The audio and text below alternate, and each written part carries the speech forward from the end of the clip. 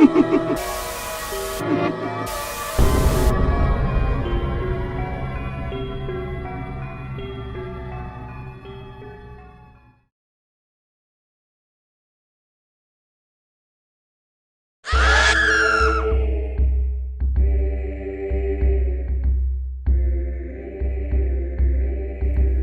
you've sailed the high seas in Wind Waker, chances are you'll be greeted with blue skies and the beautiful horizon of the Great Sea. But in the dark of night, this vast ocean holds a secret, and you've probably seen it, a ship with blue flames encircling it. The story surrounding the ghost ship is mostly a mystery. We learn on the island of Windfall that there was a man who made a chart to track the ship's movements, but died an unexpected death before he could board it. If Link is able to track down this chart, only then can he board this haunted vessel. Aboard the ghost ship is a wizrobe that can summon other enemies and a few Poes. If Link defeats them all, he's granted a piece of the Triforce, but the creepy part comes after he obtains the golden power.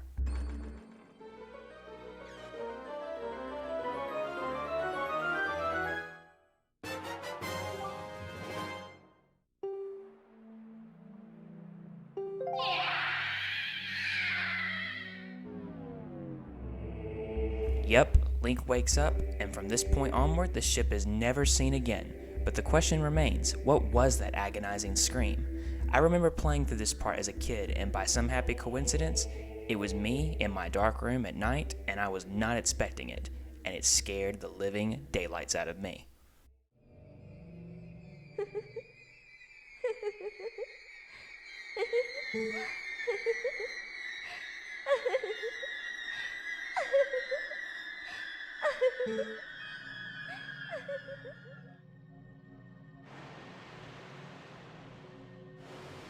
Why Aver Spring, you ask? On the surface, this place doesn't seem scary at all, but the cutscene that takes place here might just make you think twice. After clearing the Aver region of the Twilight, Link is given a critical piece of information about the power that he seeks to destroy Zant. The cutscene begins with a nice nod to Ocarina of Time, with a reprise of the theme from the three golden goddesses playing in the background and a quick recap of how they came to create the Triforce.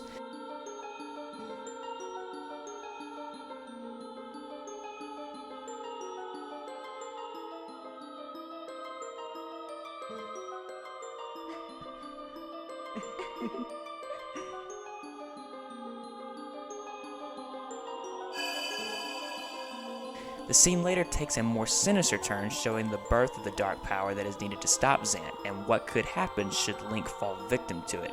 And if you're playing through this in a dark room, I doubt you'll have any trouble remembering some of the bizarre moments that take place here.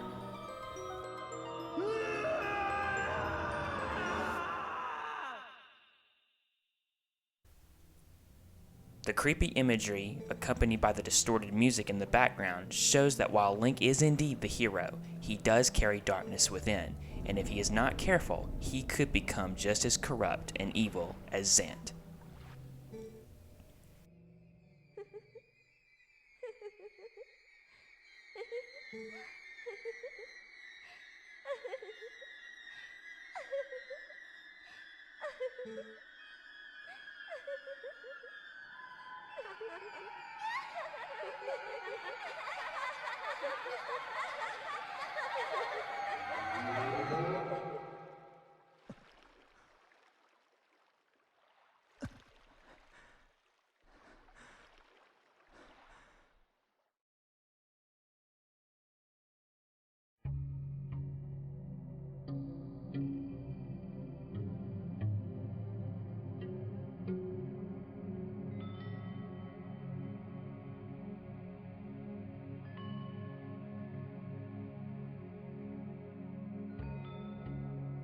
As we established with Aver Spring, looks can be deceiving. The ancient cistern on the surface is a beautifully designed dungeon.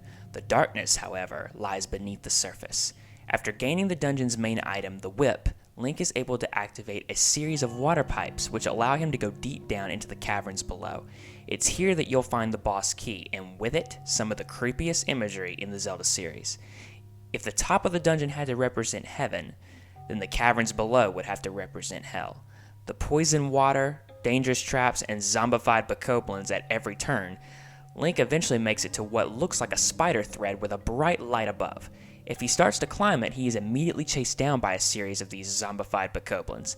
The inspiration from this comes from a short story known as the Spider's Thread, where a man spares a spider's life and in return is granted a spider thread that he can use to climb out of hell and into paradise. But when he does, others follow after him, and the thread breaks, dooming him to eternal torment.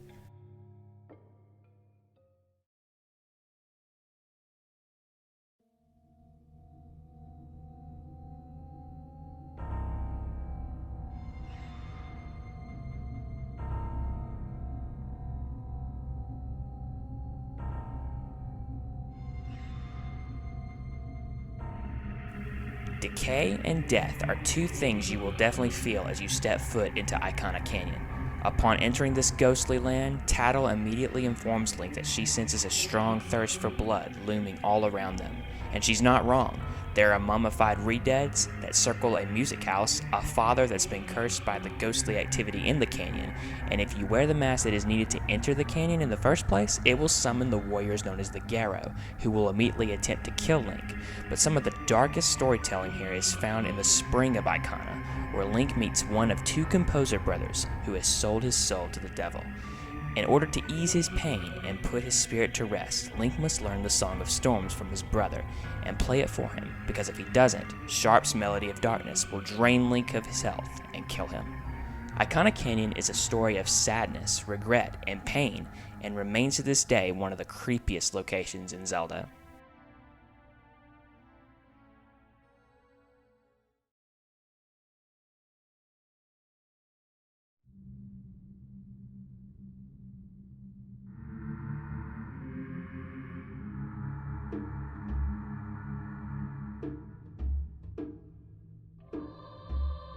One of the most mysterious tribes in the Zelda series is the Sheikah.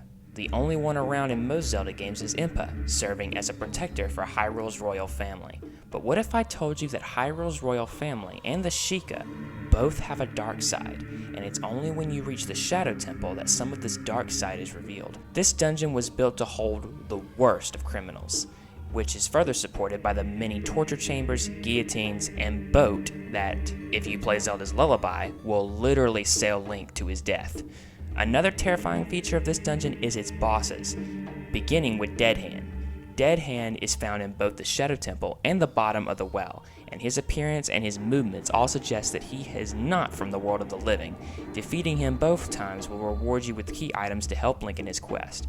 But that was just the mini-boss. The main boss, Bongo Bongo, is, well, at first glance, you really wouldn't be able to tell what this monstrosity is. But if you manage to take a look a bit closer, the main part of the body has clearly lost its head and is hanging upside down, almost being tortured in a way. The boss itself isn't too difficult. However, just seeing a dead body clearly possessed by the power of darkness hanging upside down is enough to send chills down anyone's spine. Thanks for watching this video. I hope you guys have a nice Halloween season. What do you guys think of my list of top scariest Zelda locations? Do you agree? Do you disagree? Comment below and let me know what your scariest Zelda location is. And until next time, take care.